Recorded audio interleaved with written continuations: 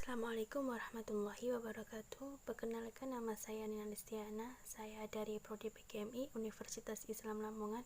Di sini saya akan menjelaskan sedikit tentang penilaian diri. Pengertian penilaian diri. Penilaian diri self-assessment merupakan suatu teknik penilaian yang di dalamnya peserta didik mengemukakan kelemahan dan kelebihannya dalam pencapaian kompetensi, baik pada ranah kognitif, ranah afektif, maupun pada ranah psikomotorik. Di sini saya akan menjelaskan apa sih ranah kognitif.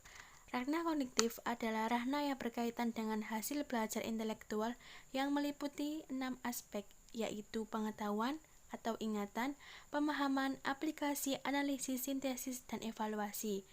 Dan yang kedua, ranah afektif adalah mencakup penilaian watak, perilaku seperti sikap, minat, konsep diri, nilai, dan moral peserta didik. Dan yang terakhir, ranah psikomotorik, ranah yang menitik beratkan pada kemampuan fisik dan kerja otot. Macam-macam penilaian diri. A. Penilaian langsung dan spesifik. Penilaian langsung spesifik yaitu penilaian secara langsung pada saat selesai melakukan tugas untuk menilai aspek-aspek tertentu dari suatu mata pelajaran. B. Penilaian tidak langsung dan holistik. Penilaian holistik adalah metode evaluasi komposisi berdasarkan kualitasnya secara keseluruhan. Penilaian holistik berguna sebagai pendekatan waktu. C. Penilaian sosioafektif.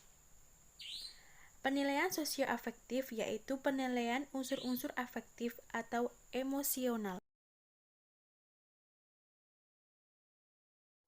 Keunggulan dan kelemahan penilaian diri. Keunggulan dari penilaian diri, guru mampu mengenal kelebihan dan kekurangan peserta didik.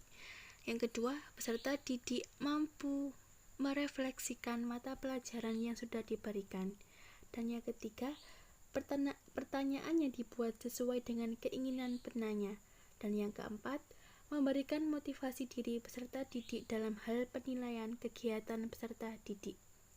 Dan yang kelima, peserta didik lebih aktif dan berpartisipasi dalam proses pembelajaran. Yang keenam, dapat digunakan untuk acuan menyusun bahan ajar, mengetahui standar input peserta didik yang akan kita ajar. Ketujuh, peserta didik dapat mengukur kemampuan dalam mengikuti pelajaran peserta didik, dapat mengetahui ketuntasan belajarnya. Yang kedelapan, melatih kemandirian peserta didik. Yang kesembilan, peserta didik mengetahui bagian yang harus diperbaiki. Dan yang kesepuluh, peserta didik memahami kemampuan dirinya. Yang kesebelas, guru memperoleh masukan objektif tentang daya serap peserta didik. Yang ke-12, peserta didik belajar terbuka dengan orang lain.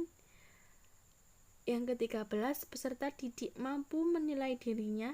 Yang ke-14, peserta didik dapat mencari materinya sendiri. Dan yang terakhir, peserta didik dapat berkomunikasi dengan temannya.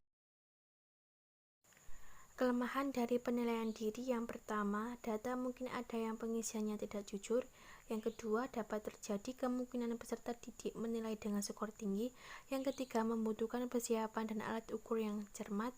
Yang keempat, pada saat penilaian dapat terjadi peserta didik melaksanakan sebaik-baiknya, tetapi di luar penilaian ada peserta didik tidak konsisten. Yang kelima, hasilnya kurang akurat. Yang keenam, kurang terbuka. Yang ketujuh, mungkin peserta didik tidak memahami adanya kemampuan yang dimiliki. Yang kedelapan, peserta didik yang kurang aktif biasanya nilainya kurang. Aspek yang dinilai dalam penilaian diri yaitu religius, disiplin, jujur, tanggung jawab, toleransi, gotong royong, santun, dan yang terakhir percaya diri. Mungkin itu sedikit penjelasan penilaian diri dari saya. Saya akhiri. Wassalamualaikum warahmatullahi wabarakatuh dan sampai jumpa.